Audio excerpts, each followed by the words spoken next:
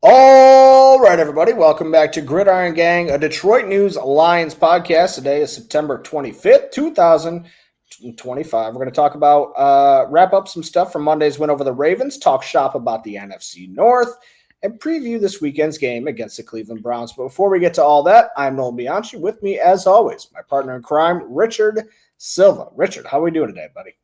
I'm doing well. I can't lie. Part of me is sad. I can't believe one. It's already Thursday, and we're going into week 4. How is it already week 4? We wait all year for these 4 or 5 months, and we're already basically a month in. I was thinking about that today, and I was like, man, what the heck? Where's the time going? It is extremely depressing. The football season, the regular season, is 17.6% over. Yeah, it's gross. What the heck? It's gross. And I know we get in, once we get into the season, it's a whole new kind of race. It feels like, especially coming off these short weeks, I don't know what day it is. It's still really hard to believe that it's Thursday and tomorrow's Friday. Tomorrow's our last day in Allen Park for the week. That's hard to believe, especially these road primetime Monday night games, or I guess night indicates primetime, but that's neither here nor there. The Monday road games are just an absolute killer for knowing for your orientation in the world. I'm not complaining because at the end of the day, we're watching football for a living. I think we have the best jobs in the entire world, but during these weeks, I sometimes I forget my name, and that's the price we pay. But that's a small. Is it penance or pittance? I can't remember. I think it was the first one, Penance. but it just totally throws off your timing, and I mean the team as well. It's an abnormal week for them as well. I'm looking up the definition. It's actually pittance. Wow. Wow. Pittance is a very small or inadequate amount of money paid to someone as an allowance or wage. Well, there you go. There we go. Let's talk about the Baltimore Ravens, Rich. We are still looking back to start the episode at Monday's 38-30 win in Baltimore. A huge win for not only this team and its ability to pick up the necessary number of wins to get into the playoffs or maybe even win the division, but it was also just, I thought, a big win for them kind of getting back onto the national stage, getting recognized on the national stage for what this team might be capable of. And I think after the Bears game, we discussed on the post-game Ravens pod, the Bears weren't really doing it for people. They weren't all the way bought in. But I think this game and just the reaction to it and how we feel or how we're talking about things coming off of it, I think it was a game that changed the perspective of what this Lions team could be in 2025. I mean, I'm certainly more bought in on a higher ceiling than I was 2 weeks ago and even a week ago. And me and you were in lockstep with the whole, it's just the Bears. It is just the Bears. It was also a 30-point win in the NFL. It's still super impressive. But this has obviously instantly jumped up to their most impressive win of the season. I'd put this up against any NFL team's win this year. This might be one of the most impressive wins period in the league through 3 weeks, going into Baltimore, going into a contender's house, dropping 38. And yes, the defense gave up 30, but I mean, you sack Lamar Jackson 7 times, you hold Derrick Henry to 50 yards. I'd argue the defense played well despite the 30 points given up. One of those touchdowns was a late score. Just a super duper impressive win. I was also going to say, I do think that in my head mentally, I'm not even counting the last minute score, because that was a situation where the Lions were like, we'll let you score, just not an X amount of time. We want you to run 5 or 6 plays before you get in there. And because in my mind, they won 38-24. Right, because Baltimore still had 3 timeouts, so I was like, just take your timeouts. Yeah, absolutely. So 7 sacks on Lamar Jackson. Rich, tell me how they did it. You did an excellent film review over at DetroitNews.com, so go check that out if you are a subscriber. And if you're not a subscriber, I think this was an excellent piece for you to finally make that leap and bite the bullet on, because Rich does a great job with our film reviews each and every week. And I thought it was a really interesting topic with the way that they played, because usually it's like, oh, how did the offense do it again? Or how did the run defense do it? But this I thought was you revealing a lot of new stuff about how this new defensive coordinator and how the players on this defense might operate and be able to shapeshift depending on the opponent. Yeah. First of all, far too kind. But on the topic, yeah. He's blushing. He's blushing, folks. Go I watch the mean, video. how do you start anywhere but the QB spy? Kelvin Shepard basically started there in his press conference today, and he was like, "Yeah, just to get the elephant out of the room," and he starts talking about it, or to talk about the elephant in the room, and then he begins discussing it. Yeah, they used the spy, and they did it multiple times. By my count, it was Lamar had 37 dropbacks, and it was about a dozen, give or take a few. There's some that's kind of like on the edge where it's like, yeah, he might be in a spy, or he just might be in the zone. Like I'm not 100% sure. He might be doing both. Like but it was about a dozen times by my count. And, it was always a linebacker. It was Alex Anzalone. It was Trevor Nowaski. It was Derek Barnes. And I thought Barnes and Nowaski in particular did a really, really good job. I can't remember off the top of my head. I think it was either 3 or 4 of Detroit sacks were courtesy of the spy or came with the spy on the field. And, to be clear, the spy is not foolproof. Kelvin Shepard was critical of it, whatever that is now, 3 years ago. And Aaron Glenn was not as critical, but was still critical of the idea of using a spy for a reason, because you are taking a player either outside of your cover or out of your coverage scheme or out of your pass rush. And maybe a guy that's spying can still be sort of a coverage player over the middle, but he does kind of have to be close to the offensive line so he can react when Lamar or whoever dual threat quarterback starts to move. um so it wasn't perfect, it wasn't foolproof. Mark Andrews' touchdown that was just, a great throw and great catch came with the spy on the field. But I think it largely worked in containing Lamar, and they kind of they from what I saw, they mostly did it in the second half. And you heard Dan Campbell and you hear Kelvin Shepard talk about like this full team effort in caging Lamar Jackson and limiting him as much as you can. I thought you saw that where it was like these like looping pass rushes from Hutchinson and Al-Quadin Muhammad to really, box Lamar Jackson in. And then when he tried to step up into the pocket and either go left or right, to the left or right of the center, it was Nowaski who was there. Nowaski had a sack, led to another one where he slowed Lamar and Al-Quadin Muhammad came flying in from the backside and gets the sack. And then Derek Barnes gets juked in the first on Baltimore's first drive. And then I'm not sure he missed the tackle again the rest of the day. I thought he was awesome. Kelvin Shepard talked about him today, and how important he is, just his versatility and his athleticism at his size and all that.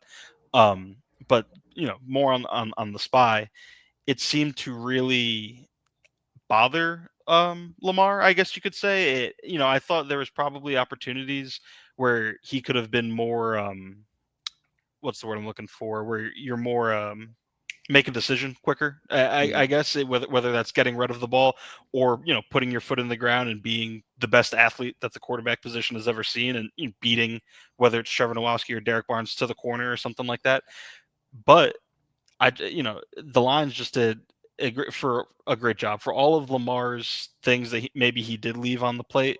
The Lions almost forced him to leave those things on the plate, if that makes sense. Well, and I think, I want to go back to the thing you said about the full team effort. I think not only was it all 11 guys on the field, but I think this game really highlighted the importance of depth, because when you're trying to do something unique, it can take some unique skill set. It can take some unique deployment. All 6 linebackers had an impact on this game. Yeah. And, when you look at a guy like Trevor Nowaski, and when we talk about, we're going through training camp and we're talking about, the depth. And I think even sometimes we tend to maybe underrate its importance. It's obviously important for if Alex Anzalone gets an injury or Derek Barnes gets an injury like he did last year. Hey, yeah, the depth was great because it allowed Trevor Nowaski to step up, and there was some drop off behind what Derek Barnes probably would have provided. But I also think that we don't think about it enough in terms of just having different chess pieces at your disposal throughout a game. I don't think going into this game, I expected Trevor Nowaski to have a sack on Lamar Jackson the way he did. Going into this game, I did not expect Zach Cunningham to make a massive, massive tackle at the goal line, which preceded a goal line stance. So I think that was something I wanted to highlight, was just, full team effort, not just all 11 guys on the field, but all 53 or 48 guys who made it to the game day roster. I mean, Nowaski plays only 8 snaps, but it's like, not only are you giving Derek Barnes those 8 snaps off for him to not have to play be an every down player, but also like Nowaski, like, we just need your best 8. You know what I mean? Where it's like, go as hard as you can for these 8. And I think you saw that. I was talking to you about this earlier today. It is pretty crazy. Like Nowaski's sack was straight up open field, one-on-one with Lamar Yeah. Jackson, and he won. If I was Trevor Nowaski and I just, I played collegiately at Saginaw Valley State, and what is it, 3 years later, I'm one-on-one in the open field sacking Lamar Jackson, I would never shut up. That would be how I would introduce myself. Hey, I'm Trevor Nowaski, and I sacked Lamar Jackson in the open field. That's how I would shake On everyone's hand. Monday Night Football. Yeah, on Monday Night Football in M&T Bank Stadium. That's how I would talk for the rest of my life.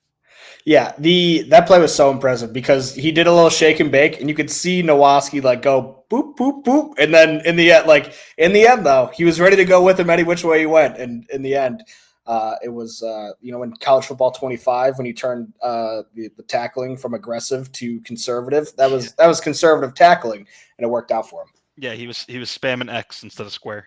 That's right. That's right. What do you got on DJ Reed? Because that was something that Dan Campbell talked about the day after. They knew that the Baltimore was going to try to feed the ball to Zay Flowers, and if this was all going to work on the front end, some things needed to happen on the back end. Obviously, Terron Arnold, we'll get to him in a little bit. He has a couple catches allowed in the first half that maybe make people a little bit anxious, et cetera, et cetera. But I think for the most part, the secondary played absolutely unreal in this game. Yeah, I thought DJ Reed played great, and I think maybe for some of the issues that people had with him in the first game, I thought these last 2 games have been strong. We highlighted his impact as a run defender against the Bears, and he was still that against Baltimore. But it was also, in my opinion, like his best coverage game that he's played in the Lions uniform so far. I think he allowed 1 reception for 7 yards to Zay Flowers. He was targeted 3 times and had 2. I don't know. He had 2 pass breakups per se. I think he had 1 pass breakup, and the other one was just an off target throw.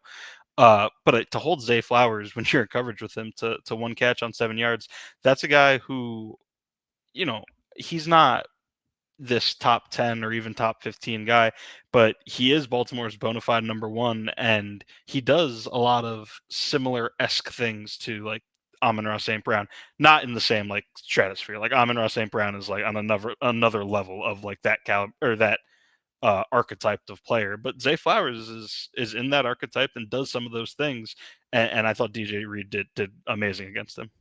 DJ Reed, I think, like a lot of the negative plays that he's made, or at least the ones that we've been able to identify in film, I think they can all be kind of, for the most part, explained away by, miscommunication, first game in the defense. Oh, he was supposed to pass this guy off here. He didn't go with here. And that long pass to Romeo Doubs in the opener, he was supposed to rotate up top, but he was a little bit late. And so that allowed the catch to get there. I don't remember, and maybe I just have a bad memory today. I don't really remember a whole lot of instances through these first 3 games where he's had a ball caught on him and you were like, oh, he just got beat, Yeah, I mean, I'm trying to think off the top of my head. I think maybe there was one either in one of the first 2 games that I think he got beat on like a crossing pattern, kind of like an over, but nothing. And I think that if I like remember correctly, like he kind of slowed down once he started going into another zone, and then all of a sudden he was like took off like, oh wait, this is my guy. So I do wonder if we're thinking of the same thing, if there was even like a miscommunication element on that one too. Yeah, absolutely. I think it was the Packers game, if I remember correctly. Yeah. What did you think about the offense when you watch this film back? That the offensive line, Tate Ratledge and Penei Sewell particularly, were just unbelievable, especially in the run game. Like I wrote it in the film review for week 1 that, in my opinion, that the biggest issues on offense were not the conservative passing attack. I think that's what you have to do against Jeff Hafley's defense. I think that's what the Lions did last year, and they won twice in spite of that. To me, the biggest problem was the fact that they couldn't run the ball, and within that the interior of the offensive line could not climb to the second level, like on those duo blocks, on those double team blocks, where then you're asking either Graham or Christian Mahogany or Tate Ratledge to climb to the second level. I don't think they did that well in week 1. They did that amazingly in week 3. They were just carving the between the tackles of Baltimore's defense. And David Montgomery was the beneficiary. I thought David Montgomery was awesome. His patience, his footwork, his vision, I thought was great. I think you saw all of that on the 50 or no, what was it, 72-yard run. where he's patient at first, and then his feet are great. He kind of does like a jump cut to the left, and then boom, he's gone. He saw it, and he was out. Um, and then you saw it on that play as well. The receivers blocking their butts off.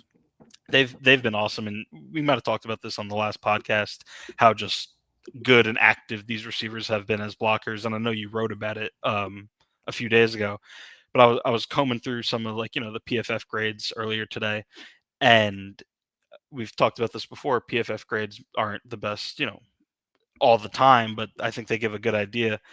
95 qualified receivers. This is minimum 25 blocking snaps. Were in the sample that I pulled from across the league. 32 times three receivers on the field, 3 starters, quote unquote, is 96. So this is kind of your starting crop of receivers in the NFL. The Lions have 3 receivers who rank in the top 16 for run block grade. Jamison Williams, Khalif Raymond, Amon-Ra St. Brown. They're 6th, 15th, and 16th, respectively. No other team in the NFL has 3 receivers in the top 40. The Lions have 3 in the top 16. Pretty insane. Also, from a PFF standpoint, Penei Sewell, a scale-breaking performance via PFF. I can't remember. I think it was like 98.7. He was the highest graded offensive lineman in week 1. Tate Ratledge was the 4th highest graded offensive lineman, week 3. Tate Ratledge was the 4th highest graded offensive lineman in week 3 with a grade of 91.4. And Taylor Decker was the 9th highest graded tackle. 9th highest graded lineman, 2nd highest graded tackle, just behind Sewell at 82.9. So just an excellent performance from there. And that's not even taking into account, Christian Mahogany. And he was really, really good the other day as well. Penei's PFF grade was so good that it almost doesn't look blue. It looks purple because of how dang blue it is. Yeah, fantastic. There was something else that I wanted to talk about, but it slipped my mind. Oh, can we talk about on offense these 3 4th down conversions and St. Brown revealing something to us today that is hilarious, looking back on it? Yeah, they messed it up. They messed up the play that everybody was talking about. 4th and 2 from their own 49, 2 minutes left, chance to not even put the game away, but kind of just get an extra 3 downs, maybe make the Ravens use their timeouts. Turns out there was a little miscommunication on that. Yeah, it was the play right before David Montgomery's kind of dagger, so to speak. So Saint, it's 4th and 2, and he catches whatever it was, like a 20-yard catch, and there was defensive holding on the play on Marlon Humphrey, so it would have been a first down anyway. But Saint, Goff still threw a great ball, and Saint made a great catch, falling to the ground. But to get to that point, so if you watch the play, it works because the Lions have been killing him on the ground all day, and Saint and Tesla and all these receivers, as we talked about, are great blockers. So Saint goes in motion and the play starts and it's a play action and the DBs totally bite because Saint and Tesla, who are standing right there, fake a block, and then Saint goes upfield. Marlon Humphrey grabs his shoulder. That's the flag, and then he beats him anyway. But what Saint revealed to us today was that they actually kind of messed the play up. And he said that play is designed for Khalif to be on the field in Tesla's spot. But Khalif was like, he was cramping or something like that. He wasn't on the field for one reason or another. Something happened. So Tesla comes running out and he runs up to Saint and he goes, "What's my assignment on this play? I don't know this play." And Saint was like, "I think I know, but I don't know for certain. Go talk to Jared." So then Tesla runs to Jared and he's like, "What the heck am I supposed to do?" Jared tells him. And they call, the snap is made and Tesla and Saint run into each other. There was clear an issue. And Saint said that he was supposed to, quote unquote, fake block the safety, which was Kyle Hamilton right there. And he couldn't get to Kyle Hamilton because Tesla bumped into him. And Saint kind of got redirected in front of Marlon Humphrey and was like, "Well, I guess I'll just do it to him." And it worked, which is so funny that it looks, it just looks like such a beautiful throw and catch. It looks so seamless. And then we hear this from Saint, and it's kind of like the alarms are blaring, oh my goodness, receivers bumped into each other. Something's going wrong, and it works anyway. Yeah, they've done and another reason why that play worked is because they did run some stuff out of that same exact formation. Mm-hmm. A couple of run plays where They do a really good job of that, and that's something I thought that Ben Johnson was really really good at, was the ability to set up a play by running a play earlier in the game, and that's kind of like basic offensive play calling kind of stuff, or really both sides of the ball. You know, you set things up so we can get to something else later in the game off a similar look, but it'll be able to confuse the opposition. Something the Lions have done such a good job of over the years, and I always thought it was Ben Johnson and his mad scientist, game theory, like working on whatever his models or something like that. Do we think that that's something that John Morton just also happens to possess, or do we feel like maybe that's coming a little bit more from Campbell than initially thought? Because that was another kind of thing that was revealed to us today was, there's plenty of times where Campbell and Morton are on the headset, and Campbell's like, "This is what we're going with," and Morton's like, "You got it, boss." I think probably a little bit of both. Where I would venture to say that early in Ben Johnson's tenure, there was probably more of that happening, but by year 3 or whatever it was last year of Ben and his role, year 3, that it was seamless. And just as much as like we've heard Alex Anzalone say, like, or Aaron Glenn say about Alex Anzalone, sometimes I don't even have to call the play. Like, he knows what play I want just because of the down and the distance and all that. I think you could probably say the same for a year 3 offensive coordinator with a head coach that by 2024, Ben Johnson probably didn't even need to think of what Dan Campbell was thinking. They were just in lockstep on the same page. And I think John Morton might get there one day, but just human nature, they don't have that sort of unspoken communication just yet.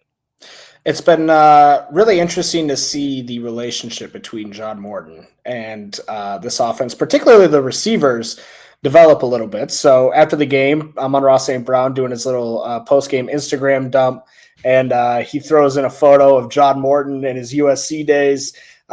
David Montgomery. It's also a blur photo, which makes it even funnier. Yeah, from his Wikipedia page. I'm fairly certain it's his Wikipedia photo. It is. And so we get that, and then later in the day, the St. Brown Bros podcast comes out, and they got David Montgomery on. They're talking about the differences between, Ben Johnson and John Morton, and they were basically saying that like Ben was just kind of like laser focused at all times, but John Morton, when he's dialing up a player, they're installing something, he's just making all sorts of sounds and like cussing at them, and they feel like they're in trouble, but like he's just trying to sell the play really hard, like trying to get them to buy into the vision of the play. And so them talking about that was funny. And then we asked Morton about that today. And I feel like we got to see a little bit of personality from Morton that maybe we haven't seen so far, because, he was talking about how he hadn't seen it, but his girlfriend sent it to him. And, he's just, hey, he loves it. If the guys are feeling good, he's feeling good, stuff like that. So I thought that was pretty fun. Hearing Saint talk about it on the podcast. So Demo's doing his impression, and then Demo was just basically saying something to the effect of, he's like, and then JMO 10 yards and phew, phew, phew, and then touchdown, score. Bang, you're gonna touchdown. You're gonna score a touchdown. Yeah. And Saint was like, yeah, every play's a touchdown. Like when they're installing it, it's like you're scoring a touchdown on this play. So we asked him about that today, and he said, John Gruden always told me when you're installing a play, you're being a car salesman. Like you got to get them to buy into this vision so that they run it properly. So I thought that was pretty fun. Also a good session with Calvin Shepard today. If we can move things on a little bit past the Ravens game and start talking about some midweek stuff here, get into the Browns preview a little bit later. But Calvin Shepard with another lively press conference, and they're quickly becoming one of my favorite 15-minute windows of the week, because I sit directly in front of the press conference room, and there's a lot of times where he just kind of gets into this intense diatribe, and he ends up staring directly at me, and I feel like we're in a staring contest, and I could just feel the intensity. I literally sit up in my chair and will fold my hands together as a show of respect, because his Thursday media sessions are just so powerful is the word that comes to mind. Probably not the best word, but he's a man that you want to listen to. Yeah, no, I don't want to say must-see TV, but must-see YouTube. Must-see YouTube. YouTube.com watching at the Detroit Lions channel. No, yeah, I think maybe captivating is a better word. I don't know. But yeah, no, he definitely, you can see why he commands a room and commands respect, and why he whatever he is. What is he? 38 years old, and he's already a defensive coordinator. 37. He's already a defensive coordinator, and not to get too ahead of our skis, we're only 3 weeks into his coordinator tenure. But who knows? And just like Aaron Glenn spent 4 years in Detroit and then became a head coach. What if the same thing is in the cards for Shepard, and by 40 he's a head coach? I think it's really interesting to think about how this is going to, like, the coaching tree side of things is going to grow and develop under Campbell, because the Lions are obviously the hot thing right now. I think if they have another successful season and the defense looks really good, I would not be surprised at all to see Calvin Shepard get interviews for head coaching jobs as soon as this offseason. But at the same time, and these things do take time, so I'm not even holding this against them, Ben Johnson and Aaron Glenn are combined 1-5 and they're new stops. And now by the end of the season, everything might look completely different. But it is something that the Patriots kind of went through when they were all of a sudden getting guys poached left and right. And I'm not saying that the Lions are quite on that level yet, but I think from a intrigue standpoint, in terms of teams looking at the Lions and saying, we want that, I think that is probably going to continue over these next couple of years.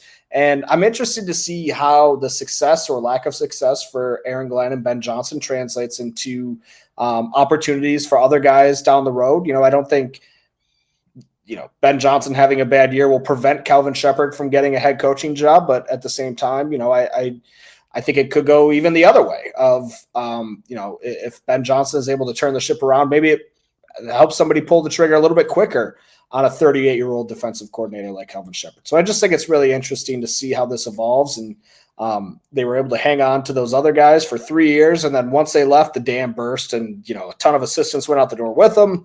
And every year, as you're trying to reorganize and reshuffle all of this, it's going to get a little bit more and more difficult. You've seen that, elsewhere when other guys have success. There was a run where, like, anybody who ever worked with Sean McVay was getting a job. You ever had a cup of coffee with Sean McVay? You're going to be an NFL head coach. Right, exactly.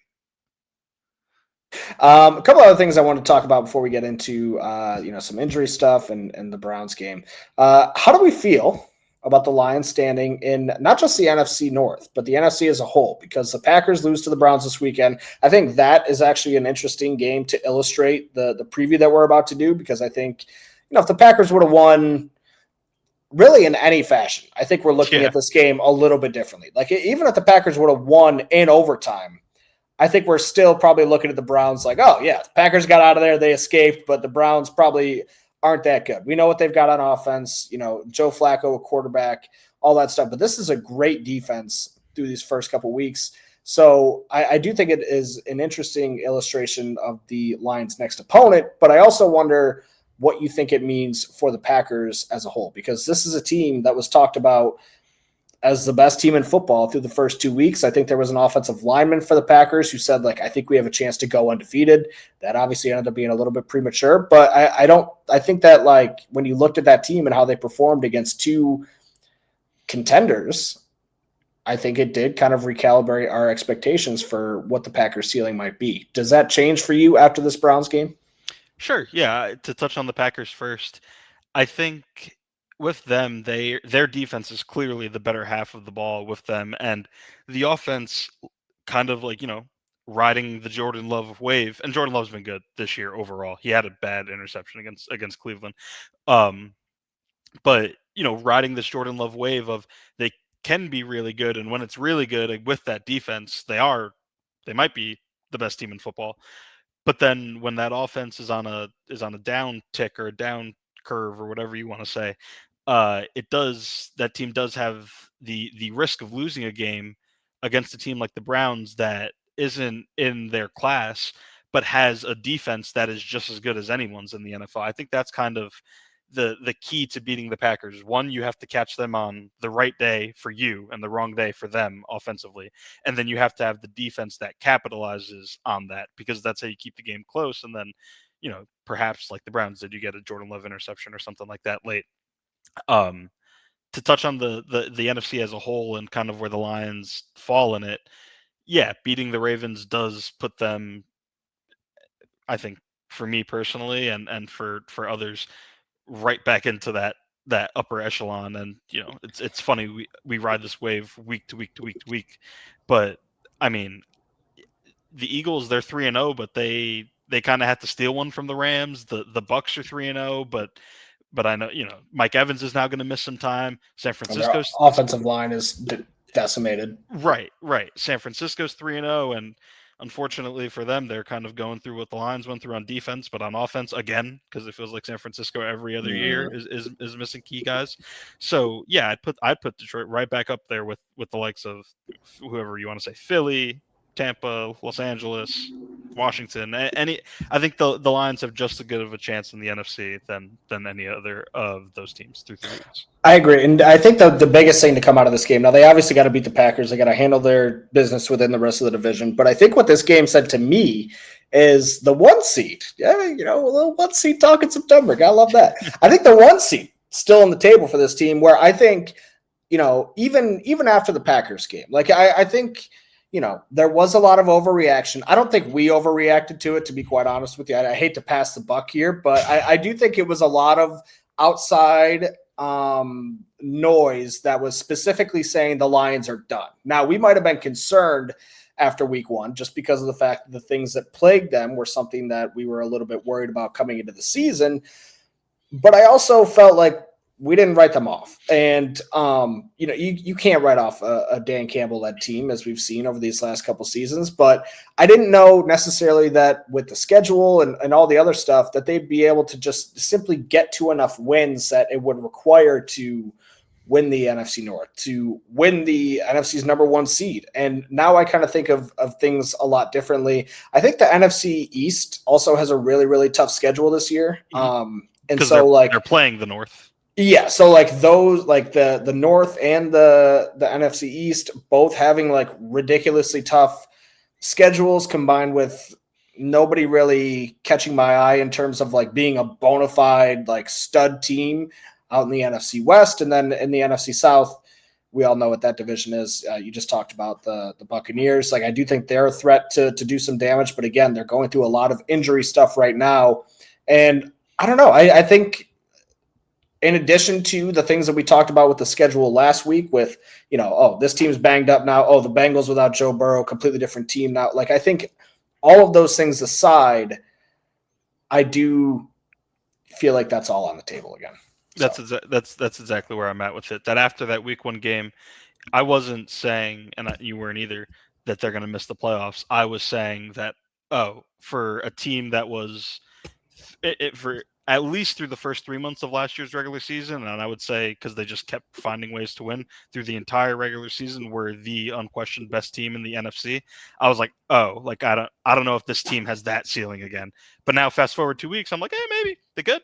Yeah, I think the best way to probably put it for me is that I thought this team will probably still make playoffs, and they're just going to hope and pray that they're playing their best football by late December. And then anything can happen. But obviously things are a lot easier if you do get that 1 seed or, some form of home field advantage throughout the playoffs. Let's move on, though. Terrion Arnold sounds like he could be getting a little bit extra time on the bench here. Dan Campbell saying on 97.1, basically they were looking to mix it up a little bit, maybe put Amik Robertson on the outside a little bit more going forward. And then we asked Kelvin Shepherd about it today, and he basically said, yes, we'd like to see Terrion Arnold make some more plays and generally play better. But at the same time, this is a decision that has more to do with wanting to get Amik Robertson on the field.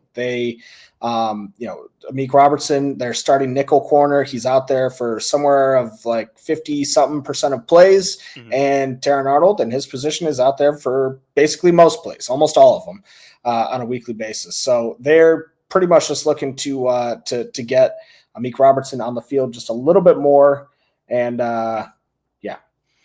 So it's weird. I was thinking about this on the car ride home because I do understand what Kelvin Shepherd is saying, where he says Amik has earned a larger role than he currently has because they're playing with 3 linebackers so often with Alex Anzalone, Jack Campbell, and Derek Barnes.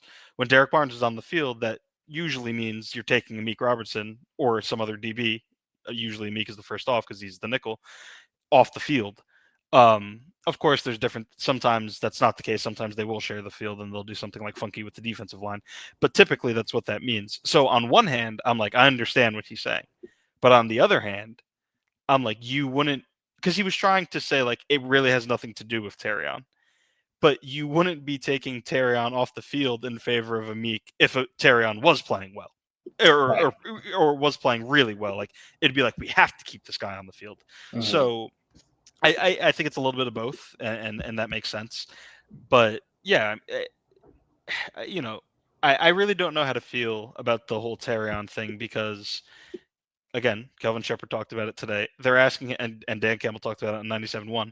They're asking him to do something really, really difficult, and they played a lot of cover one, where Branch was walked up into the box, up close to the line of scrimmage, and Kirby Joseph is the single high safety. And, that doesn't give you the most help if you're a corner. And they're asking Terrion to do that over and over and over again. And that's hard. And Kelvin Shepard brought up again how he's 22 years old and he's played less than 20 NFL games and all that stuff. But on the other hand, like if he's not playing up to standard, there is a standard, and this team, like we just talked about, is a Super Bowl contender. Like it needs to happen. It needs to come around. All those caveats, yes, I agree with. But at the same time, it seems like the other team is targeting him whenever they need to make a big play. Sure.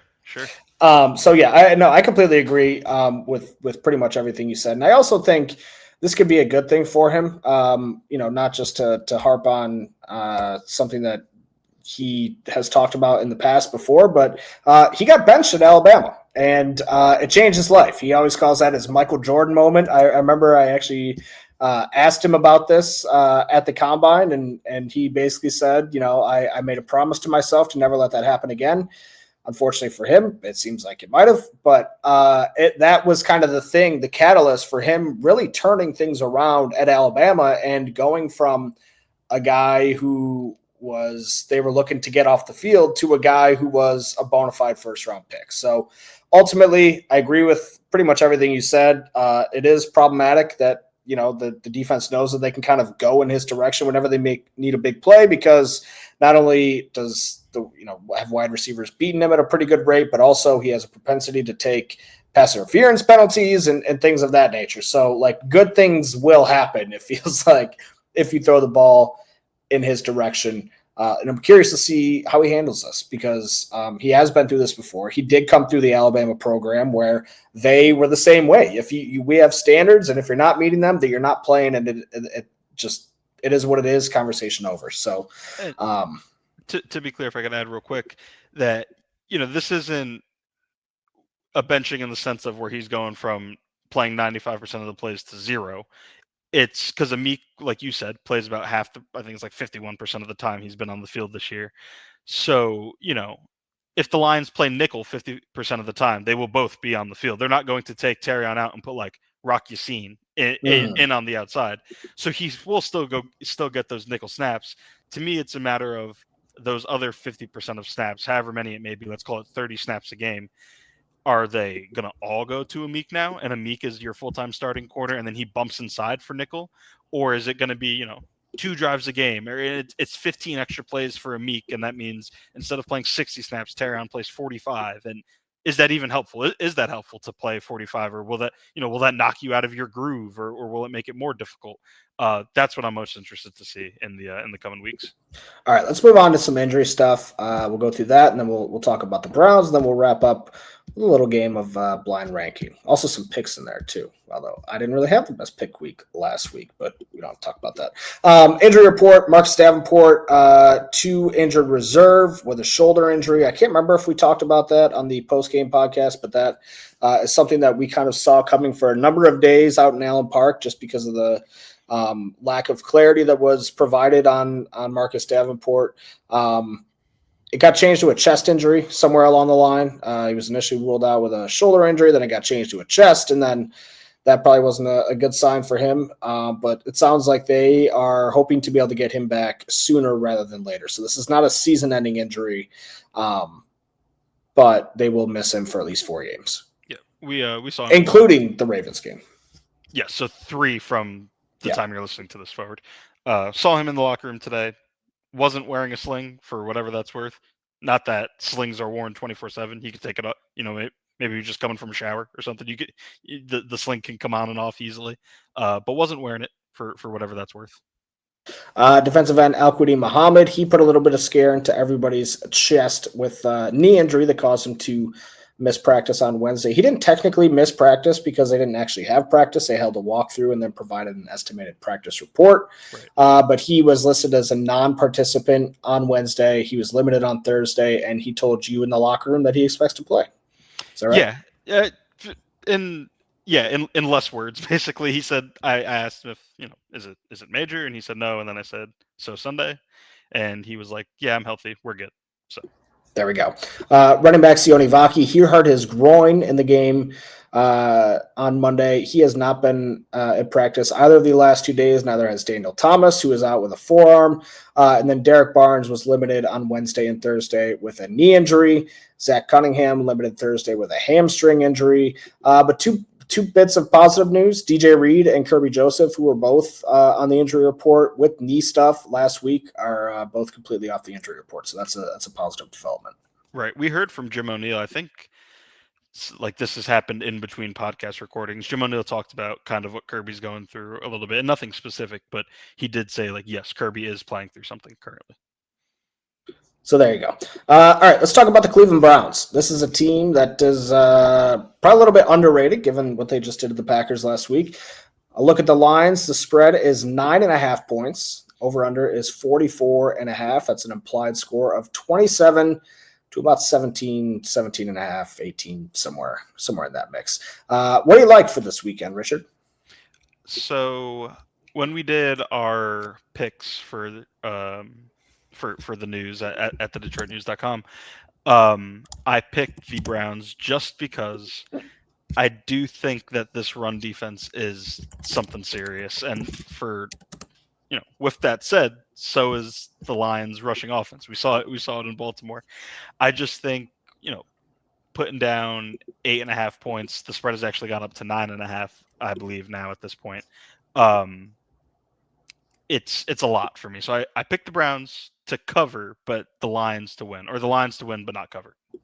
I picked the Lions to cover. I just feel like this is a game where maybe we're a little bit overreacting to what happened a week ago, specifically with the Browns, probably reacting appropriately to what happened with the Lions. But I think 27-17 is about a score I probably expect out of this. So that's kind of where I'm at with that. Yeah, I would be surprised if Cleveland scores any more than 20 points. Especially playing at home. Yes. I think that makes a big difference too. So the Browns defense, lights out. We've been talking about them all podcasts. They are first in total defense at 204.3 yards per game, first in rushing defense, allowing only 57.3 yards per game, tied first in runs of 10 or plus yards. They've only allowed 2 of those this year. They are first in rush yards per play at 2.3, fourth in passing defense, allowing 147 yards a game, tied for third with Detroit in sacks at 11, and fourth in time to pressure at 2.45 seconds. So this defense can get after you in any which way that you want it. The run defense is sensational, and they also have, I would say, the league's best pass rusher of the last 5 years coming off the edge. So Myles Garrett is definitely something that they'll have to be concerned about too. Would you rather, if you had to win a Super Bowl tomorrow, prime for prime, pick Myles Garrett or Aaron Donald? It's a tough question. Everybody always says the quickest way to the quarterback is up the middle. Sure. But Aaron, I think both of those guys have the ability to do much of what the other guy does, and and because of their skill set, they do tend to move those guys around a little bit, or the Rams did, I should say. I'm going to go Aaron Donald. I think I'm right there with you slightly, Aaron Donald. It's not a big gap, but that goes to show that defensive front, including Myles Garrett, but also including Malik Collins, who's playing awesome, and Mason Graham, the rookie from Michigan, is amongst the league's best, and there's a reason why they were able to bottle up Green Bay as much as they were. And even in the weeks that they lost in weeks 1 and week 2, I think they held Baltimore, and I forget off the top of my head who they lost to in week 1. It was a close game, if I remember. Oh, the Bengals, right? It was like 17-16 or something like that. They held both of those teams under 50 rushing yards. So that is the matchup to me in this game. And that defense is, of course, led by former Detroit Lions head coach Jim Schwartz. Old Schwartzy coming back to town this weekend, so that'll be fun. Gotta love a good reunion. Injuries of note for the Browns. We've got offensive tackle Jack Conklin. He's dealing with an elbow injury. He was limited on Thursday and Wednesday and has not played since week 1. And then there's cornerback Denzel Ward. He did not participate on Wednesday and full participant on Thursday, so I'd probably expect him to play. Yeah, Conklin is to me is the one to watch in this week, and we'll see if Aiden Hutchinson gets to go up against another backup tackle like we saw him do for much of those 5 games last year, where he was just racking up sacks and pressures like no other. Conklin is the one to watch for me. Yeah, this is definitely a game where we could come out of it going, "Oh, Aiden Hutchinson, man, deep boy." Yeah, Aiden Hutchinson gets, I don't know, 3.5 sacks, and then all of a sudden it's like, oh boy, here we go. I would expect it to be, if Conklin can't go, the tackle tandem will be Cornelius Lucas and KT Leviston, who, if I'm not mistaken, Leviston he was a 7th rounder in 2024. So well, there you go. Offensively, the Browns aren't providing much. They are 30th in points per game at 15.3. The Lions actually more than double them in offensive points per game, so that'll be interesting to watch. They are 22nd in total offense at 290 yards per game, 29th in rushing offense, 16 and passing offense, actually pretty good in high leverage spots. So 12th in third down efficiency at 42.6%, and 8th in red zone efficiency at 71.4%. So we'll see. Like I said, I would be surprised if Baltimore Cleveland got over 20 points in this game. But they also did just add Quinshon Judkins, who was not playing for the first couple of games of the season. He's been pretty dang good for them. He's already got 155 rushing yards. I believe that's just in 2 games. So, yeah. But the Lions have been good stopping the run. But I say all that to say that this is not just old man Joe Flacco and company. Right. There are some good weapons on this offense. A couple of them. Yeah. Anyways, Jared Judy included. Yes. All right. Let's get into some NFC North picks. I have the Lions minus 9.5 now. You have the Browns plus 9.5. Bears and Raiders. Bears are 1.5 point underdogs. You've got the Bears, and I also have the Bears. I think the Bears are going to kind of go on a little bit of a run here. I was a little bit down on them towards the beginning of the year just because I thought it would take some time to figure this out, considering Ben Johnson is trying to force upon Caleb Williams a style of football that he's never played before. And so I felt like there would naturally be some growing pains. But the offense really, the last 2 weeks has not been a problem, and the Bears got their first win last week. So I'm going with Chicago in this game. Yeah, maybe a little bit of a turn the corner. That's a little bit early to say in week 3, but maybe a little bit of that after beating the Cowboys. And the schedule is for them over the next handful of weeks kind of manageable. You play the Raiders, then you have to play the Commanders, but then after that you get the Saints, and then the Bengals 2 weeks after that, and the Ravens are in between. So I say manageable because there's a few winnable games in there, and we don't think the Bears are going to win we went into the season, me and you, thinking that the Bears maybe weren't going to win a ton. But they have almost just as hard of a schedule as the Lions, and I think this little section right here might kind of be as easy as it gets for them this year. Packers minus 6.5 at Dallas. I'm smashing the Packers in this game. The Cowboys are not good. The defense is absolutely terrible. And plus, like, there's a lot of analysis that could be done on this game, but at the end of the day, for me, I'm a big vibes guy. And I just feel like Jerry Jones, there's no chance that he gets the satisfaction of even coming close to a victory in Micah Parsons' return to Dallas. So that's Packers all day for me. And we're getting angry Packers. Yes, angry Packers. Yeah, that's another part of it. Coming off a loss too, I think that's absolutely massive. Yeah, agreed. So this could be a bloodbath. And that's I don't want to give up on the Cowboys because I think Dak is awesome. But it's everything. They're bad. It's the other stuff. I love Dak, but it's the other stuff. No CD this weekend. Sounds like. Yeah, that's tough. That's tough. I don't know how they can like manage without him. Vikings -2.5 at the Steelers. Not technically at the Steelers. I gotta be honest. It's just now dawning on me that this game is not in Pittsburgh, because when I picked the Steelers in our weekly pick segments, I was like, oh, Mike Tomlin, home underdog all day. Not even a question. I'm going to still stick with the Steelers, but now I don't feel as good about it, realizing that game is in Dublin. I also, I'm going to be honest, when I made my picks, I didn't realize it was in Dublin either. There you go. And you have? I also have the Vikings. I don't have the Vikings, but yes. What's your best bet of the week? My best bet was Chargers -6.5 at the Giants. I understand it's in New York, but I think the Giants are totally flailing at this point, and I think the Chargers are totally awesome. I think Harbaugh's defense is great, and I think Justin Herbert has kind of answered everyone's questions through the first 3 weeks. The whole, the if man thing or whatever people say. I think he's done a good job responding to those doubts that people have had. So yeah, I'm going to pick the Chargers to win by more than a touchdown. Okay. My best bet of the week is somewhere in my email, and I'm looking for it right now. Anything else you want to say to the people while we look for these picks for me? Apologies, folks. I'm trying to think. Is there anything I want to get on my soapbox about while you're combing through your out? Oh no! Here? What? My best bet was the Steelers. Oh, I don't feel good about that, but it's all good. That's okay. Yeah, Mike Tomlin, home dog in Dublin.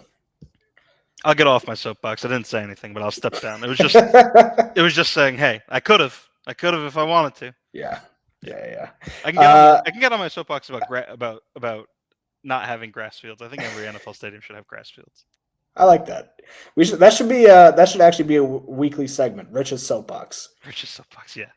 All right, let's get into the blind ranking here, shall we? We shall. All right, before we get started, I do need your permission. Mine? Yes. To give you 6 things to rank instead of 5. Are we okay with that? I'll allow it. Okay, because we're ranking Cleveland Browns quarterbacks today. And, the famous jersey with all the Cleveland Browns quarterbacks on it. There's something like, 30-something quarterbacks since 2000 or whatever.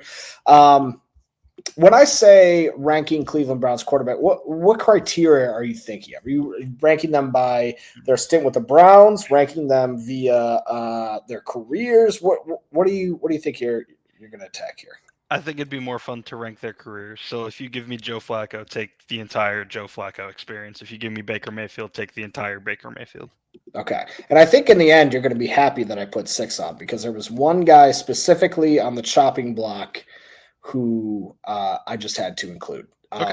But we'll start with Joe Flacco. He's your number 1. Where are you going to put him 1 through 6? We'll start with Joe Flacco. So Joe Flacco, for a long time, was kind of on the fringes of the elite. Is Joe Flacco elite? Not for a long time. For a handful of years. A long time ago, it feels like. He was on those fringes. It's either 2 or 3, because I'm trying to think of other Browns quarterbacks that I would take for their careers over Flacco. It's not many. I might be nuts. Okay. I'm going to put Joe Flacco at 2.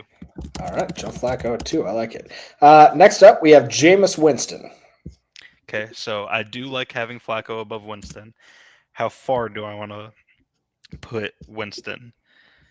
So it's Cleveland Browns quarterbacks. I mean, it could be bad. It could be, because Jameis had that run in Tampa where he was, 30 for 30. Mm-hmm. 30 and 30, I guess I should say. Mm-hmm. I'm gonna say Jameis Winston at 4. Jameis Winston at 4. All right. Next up, we have Jacoby Brissett, still kicking around the league here. I'm gonna put Jacoby Brissett at 5. Wow, that's pretty low. Guy started a lot of games in this league. Reliable backup option. I feel like he's one of those guys where, like, whenever a team isn't sure about its quarterback situation, they're like, we'll just go get Jacoby Brissett and he'll be fine for X amount of time. For sure. Jameis had those years as a starter, so that's why I'm comfortable putting him above. Okay. Next, we have Baker Mayfield. I feel like this one's kind of easy. Yeah, I'm putting Baker at 1. Baker, I think, is my favorite current quarterback in the NFL. All right. That moment where he seemingly hurts his ankle the other night, and then Chauncey Gardner-Johnson starts talking trash, and it just heals his ankle, and he starts talking back, is awesome. I feel like this is a little bit of stolen valor, by the way. I was the first Baker Mayfield guy. Or actually, since you're my teammate, I would say we're just locked in. Yeah, let's go with that instead. That's a good way to put it. We're so locked in. It's crazy. We're so locked in. I've got 2 spots available. Now, this is going to tell me a lot about your character as a person, depending on where you rank this person. It's going to tell me a lot about whether you're willing to stand on business. And up next, we have Nick Mullins.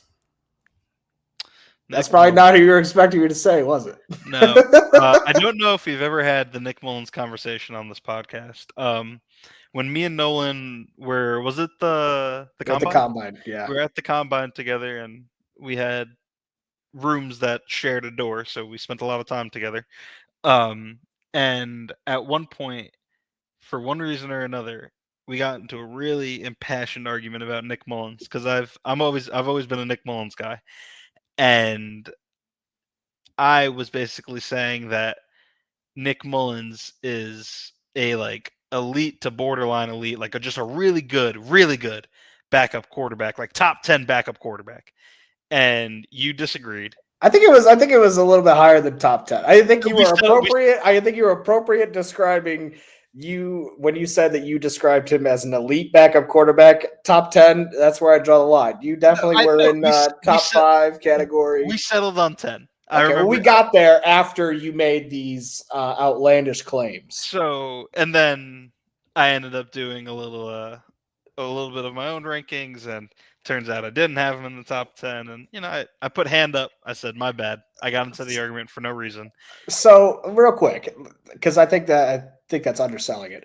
The combine is a crazy week. Like, you're going to bed every night at 1 a.m. and then you got to be at the thing or at the media availability every single morning at 6 or something like that. Like, you're not getting a lot of sleep. So the times where you're in early and you can get a good night's sleep, those are really important. So me and Richard, after coming back from, I think we were at an arcade or something like that, we come back and I'm like, all right, I need to get a good night's sleep. I go in, I go to bed, whatever, blah, blah, blah. And I see Rich the next morning, fairly certain I may or may not have had to wake you up, give you a little ring and just be like, hey, buddy, you awake? And then he comes out of his room and he tells me, hey, I did the rankings last night. It took him 2 hours to put this rankings list together. And he came to the conclusion that Nick Mullins was actually the 17th best backup quarterback in the league. Yeah, I don't think it was quite 2 hours. I think maybe it was closer to 1, but I did come to that conclusion. You did definitely still only got 3 hours of sleep because you wanted to stay up and do this, which I respect. With that said, Nick Mullins is going in my bottom spot, unfortunately, number 6. All right, your 6th and final quarterback is Johnny Manziel. Yeah, I was feeling really good about my list. So to recap, I have Baker Mayfield at 1, Joe Flacco at 2, Johnny Manziel at 3, Jameis Winston at 4, Jacoby Brissett at 5, Nick Mullins at 6. I think Johnny Manziel should just drop to 6, and then everyone else moves up 1. That's the perfect list to me. Okay. What's interesting about the backup quarterback thing is that all these guys, except for Baker Mayfield and I guess Joe Flacco, because he's technically a starter, they're all backup quarterbacks, and you had Nick Mullins ranked last.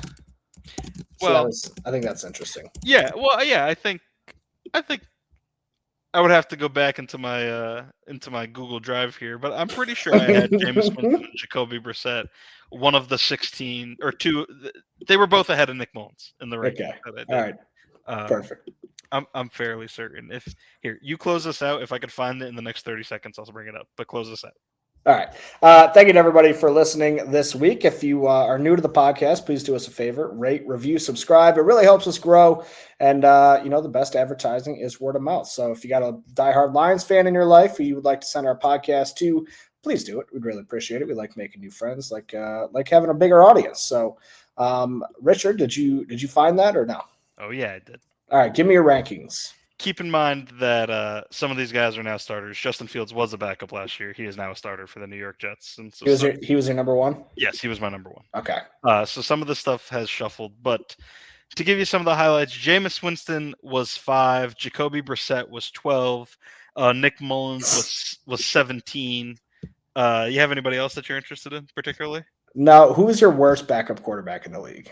So I did it like 64. So there's other quarterbacks on rosters. So basically, my 64th quarterback I had was Kyle Trask. What my favorite part about this is that like once you got to 10, you didn't just go, oh, okay, I was wrong, and then you go to bed. Like you were so committed to the bit, you had to go all the way through 32. Yeah, I was mad. I was really trying to find a way to get Nick Mullins higher, but I couldn't. I had I had a few guys ahead of him, more than a few guys ahead of him. All right, well, that'll send us on our way this time. Thank you to everybody for listening, and we'll talk to you on Monday morning.